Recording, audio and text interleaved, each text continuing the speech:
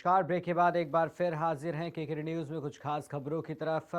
जालौन के कुड़ौद थाना के पीछे बने एक क्लासिक मैरिज हॉल में भाजपा जिला महामंत्री में आए एक पुजारी की चोरों ने मोटरसाइकिल चुरा ली।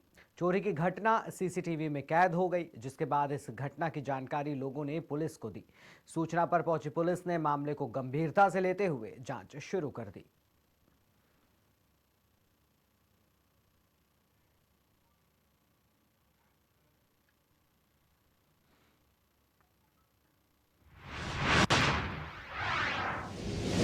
फर्रुखाबाद के ब्लॉक नवाबगंज क्षेत्र के बिजली उपकेंद्र में किसानों का आक्रोश देखने को मिला है। बिजली उपकेंद्र में तैनात जेई की कार्यशैली को लेकर किसानों ने धरना प्रदर्शन किया। दरअसल किसानों का कहना है कि जेई अवैध तरीके से किसानों और व्यापारियों से वसूली और उन्हें प्रताड़ित करता है और लाइनमैन से कनेक्शन कटवाकर पैसे न देने पर मुकदमा दर्ज कराने की धमकी भी देता है।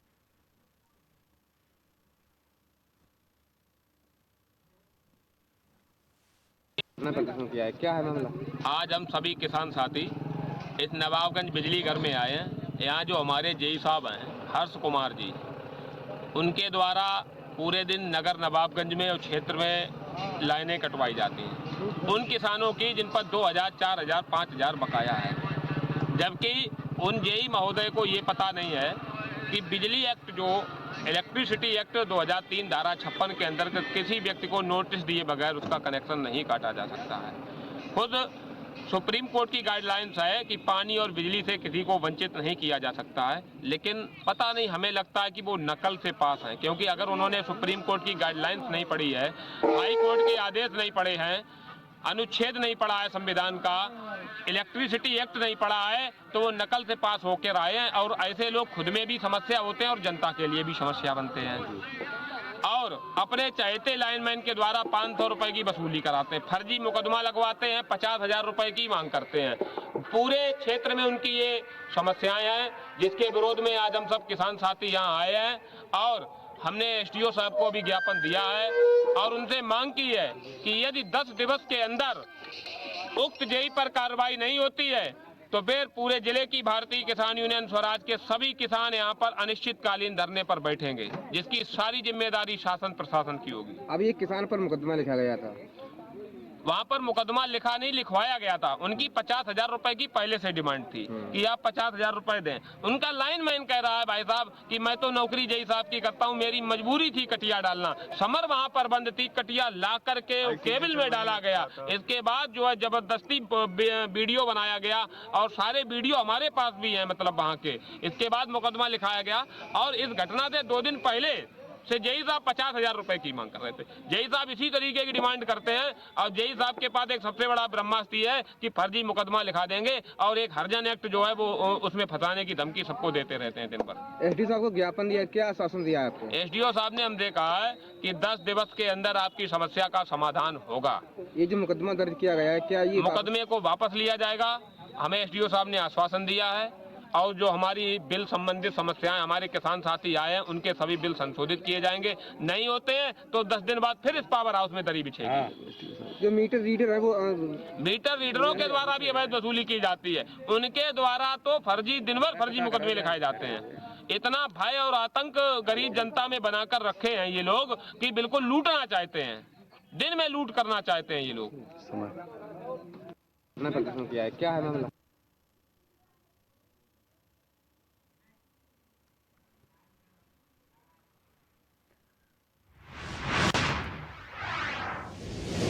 रुक करेंगे अगली खबर की ओर। खबर बोकारो से है, जहां एसपी ने पहली बार अपराध समीक्षा बैठक की है। वहीं डीएसपी, इंस्पेक्टर और थाना प्रभारी से जिले में अपराध और अपराधियों की गतिविधि, नक्सलियों और अन्य अपराधों पर जानकारी ली। साथ ही बोकारो जिले में अवैध बालू खनन कारोबार सहित अन्य कारोबारों को रोकने के भी निर्देश दिए।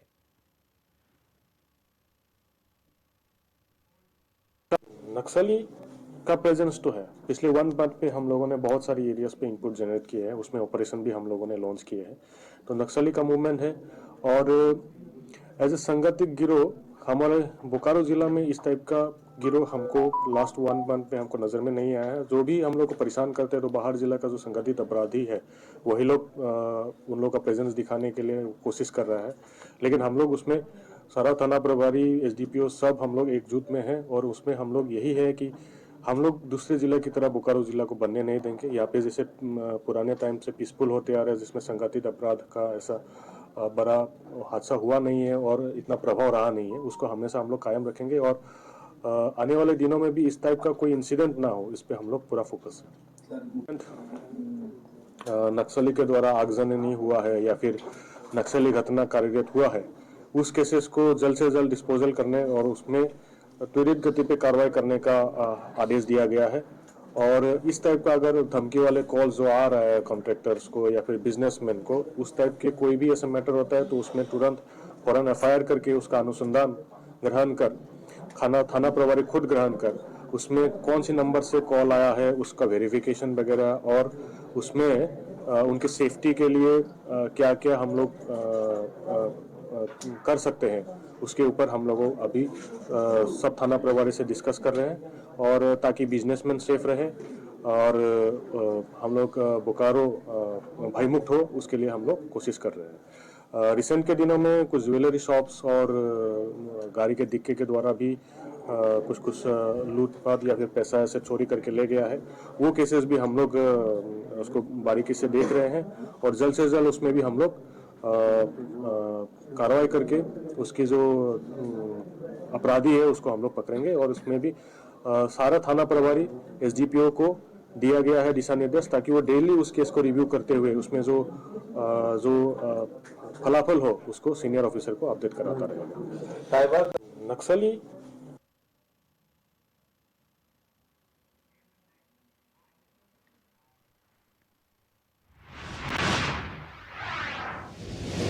बहराइच के विकासखंड कैसरगंज के पास आने वाली कई काली सड़कें अपनी जर्जर और गड्ढों के कारण नई कहानियां लिख रही हैं, जहां हर रोज भारी संख्या में लोग गिरकर जख्मी हो जाते हैं और सड़क दुर्घटना भी आए दिन यहां होती रहती है। लोगों का कहना है कि प्रशासन से कई बार शिकायत करने के बाद भी कोई भी सुनवाई नहीं होती।